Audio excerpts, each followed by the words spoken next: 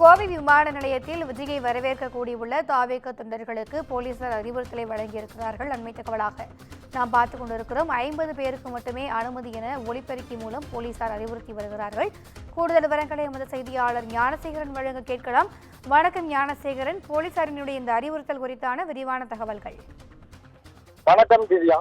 கோவை மாவட்டத்தில் தமிழக வெற்றி கழகத்தின் பூத் கமிட்டி மாநாடு 2 நாட்கள் நடைபெற உள்ளது. இந்த மாநாட்டில் கலந்து கொள்வதற்காக தாவேக தலைவர் நடிகர் விஜய் இன்று கோவை வருகை தர உள்ளார். அவரது வருகையை முன்னிட்டு கோவை விமான நிலையத்தில் காலை முதலே ரசிகர்கள் மற்றும் தொண்டர்கள் கூட்டம் அலைமோதி வருகிறது.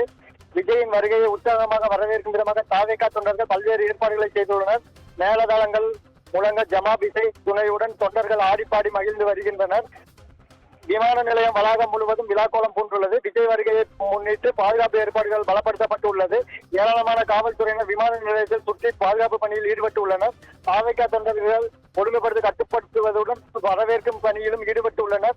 விஜயின் வருகையை கோவை தாவேக தொண்டர்களிடையே பெரும் உற்சாகத்தை ஏற்படுத்தியுள்ளது. அவர் வருகை பூத் கமிட்டி மாநாட்டிற்கு மேலும் வலு சேர்க்கும் என எதிர்பார்க்கப்படுகிறது. இந்நிலையில் கோவை விமான நிலையத்தில் தாவேக தலைவர் விஜயை காண ஆதரவாளர்கள் வருகையை அதிகரித்ததால் ஒலிபெருக்கிகள் மூலம் கலைந்து செல்லுமாறு போலீசார் அறிவுறுத்தினர்.